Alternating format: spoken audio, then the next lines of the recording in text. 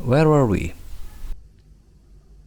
Belum ada sehari yang lalu masih berkeringat-keringatan di teriknya mentari Saigon, dan sekarang nyaris beku di sub-zero-nya Wuhan. Suasana dan situasi yang drastis, dari relax ke chaotis. From this to this. From this to this. From this to this. Right. The city of Wuhan.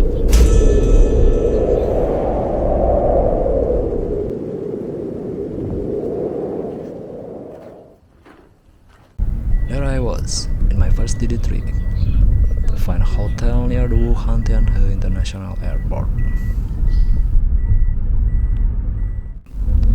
Yeah, we are still in the same day as in the previous video.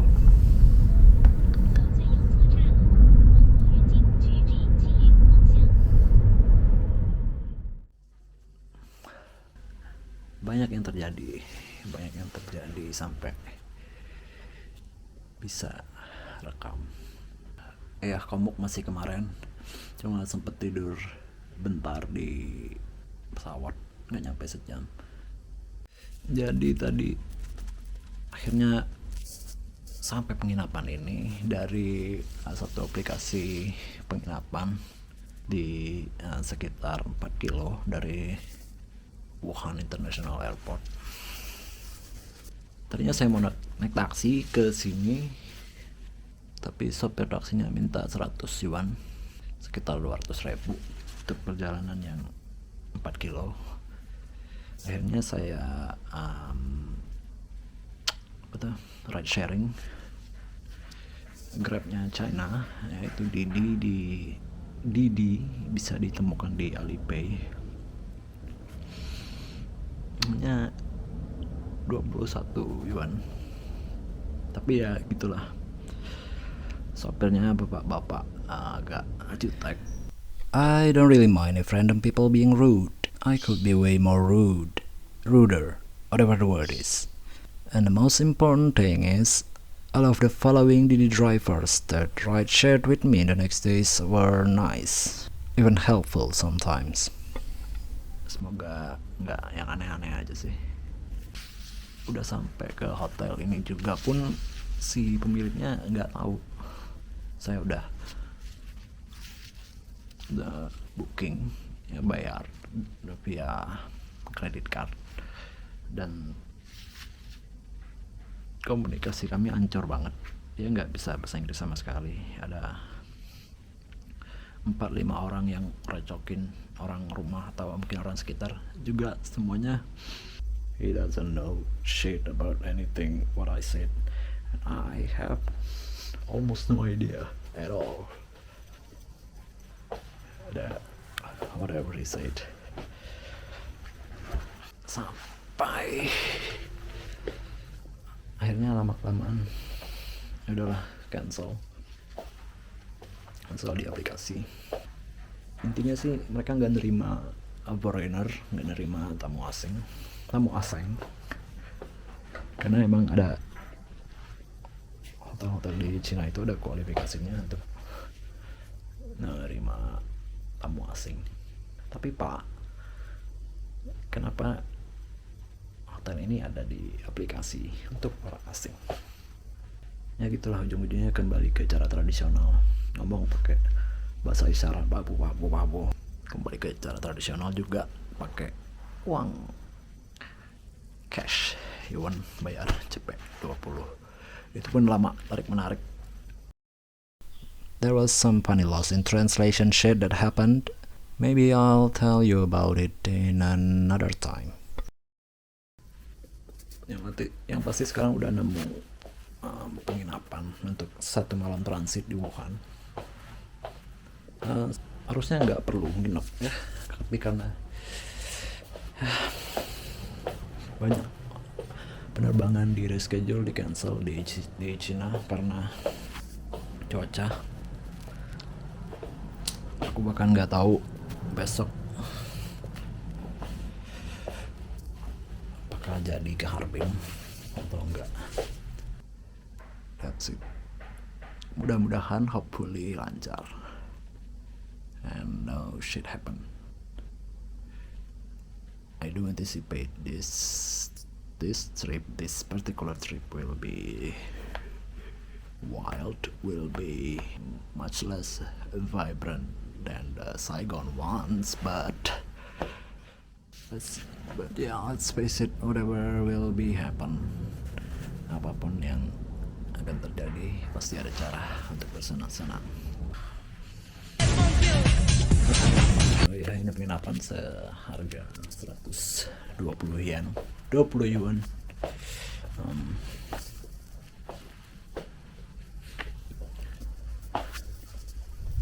Kayaknya nggak ada pemanas ruangan.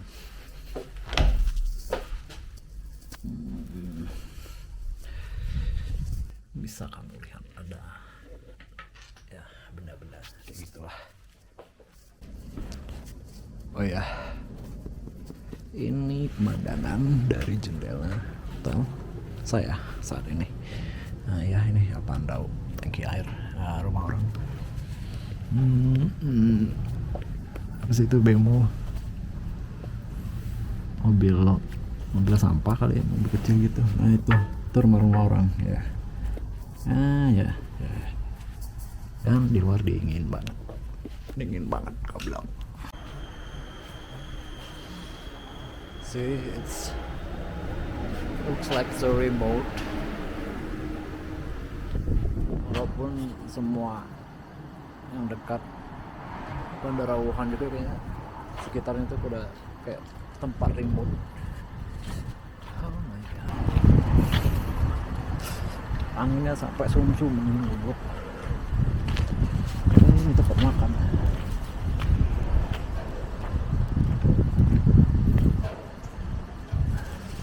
Udah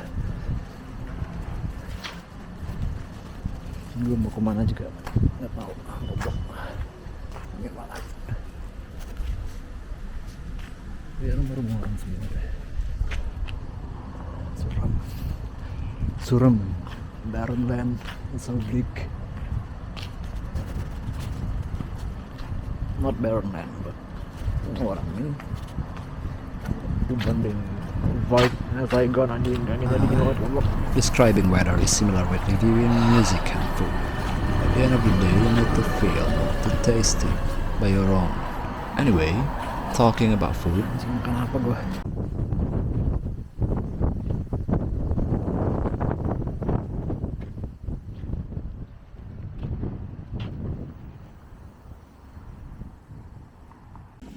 Masak mie dulu, bor. Tahu nih apaan, beli dari bapak yang punya hotel, sama akhirnya beli juga. Mereka kan sama sekali nggak ngerti bahasa Inggris, jadi ya udah terus saya tahu angka-angka dalam bahasa Hanyu.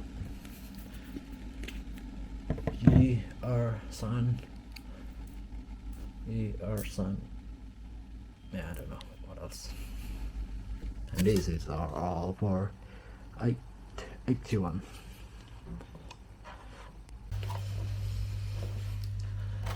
Makan makanan khas Wuhan. Wuji fan. Wuji fan. Not fun. Wuji. Yeah, whatever. So, that's good so far. It was good so far, but not that good. And since I couldn't find the Air China office, I needed to cancel my flight back via Beijing. I got a refund, but in order to follow my initial itinerary, I ought to buy one more ticket, which cost me like 2 million rupiahs. And no, my travel insurance doesn't cover the schedule changes by the flight carrier. Yep, bangsat emang. There were really not much happened. I spent my first day in China to reflect, recalibrate, regroup. Wait, what group? To rewrite and rescheduling my itinerary. There were tons of emails between me, the travel service who connected me to this carrier, that carrier, etc. It was fucked up. All of those were done while my body adapted to cold in a hard way. Anjing goblok. Dingin banget. But we are mammals. We adapt. And specifically as a lone wanderer, there were not really any choice aside of adapt to the cold. Like now. Come on. So I survived. So I survived my first winter night and probably my first under probably my first in the sub-zero temperature, sleeping and in the sub-zero. And here's the view. Yeah, I barely woke up, and I still didn't realize that the view has changed. It's almost 7 in here in Wuhan.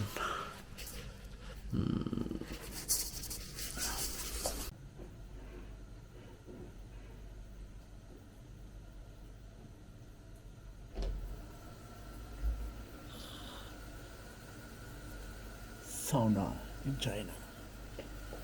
Alright, I need to find me some food.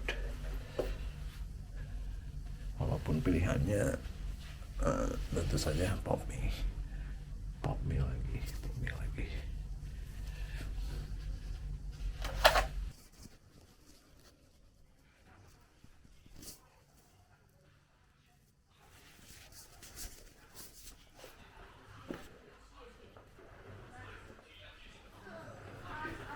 All of this cancellation and rescheduling, everything that happened in my life led me to this one particular moment.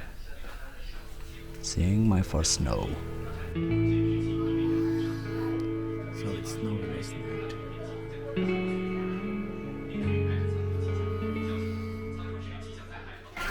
This is the first time I see snow in person.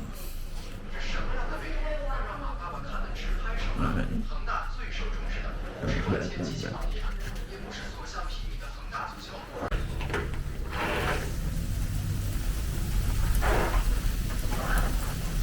Oh, it's rain mixed with snow in Wuhan.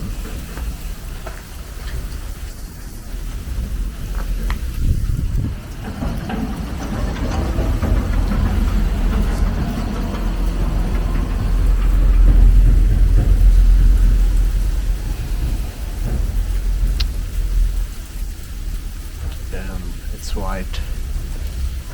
And not so much happened. No people, no cars.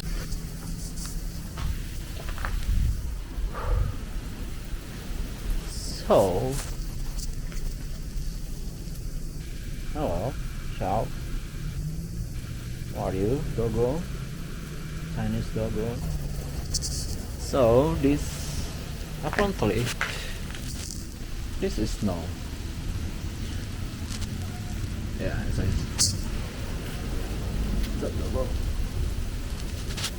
yeah, as expected. I see. I see. Wow. Mind blowing.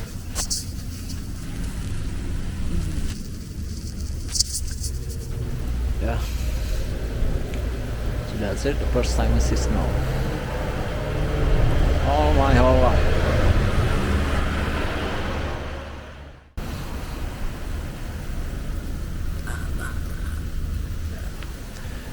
It's cold, it's wet, as everyone could expect it. But that's about snow. For a tropical guy like me, who's his whole life only ever seen and felt weather panas bedengking or rain the water long. 22 me, even 23 me would think you are definitely out of your mind if you came back with a time machine to tell me that I would go to Wuhan to feel and enjoy my first ever snow there. It looks good on the camera, it does look superb on other people's videos, specifically when they were in a snowy, somewhere quiet, rather rural or remote places. Yet, experiencing it by my own, it was disheartened me enough to do anything, let alone exploring. And it's also a good indicator that the weather is not in its best, which will lead me into another unlucky situation.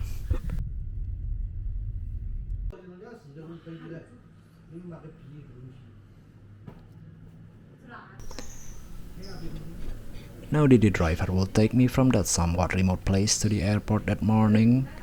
There were no angkot. I haven't even seen a bus from that place. But the big brain hotel owner came in clutch again. The uncle knew some way which would only cost me 10 yuan.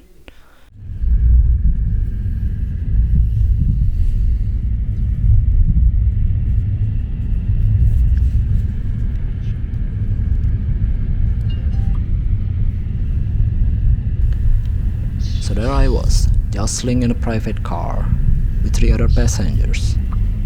Nobody speaks English except one young man that sat in the front seat who had helped me communicate and arrived safely in the airport to go to Harbin tonight.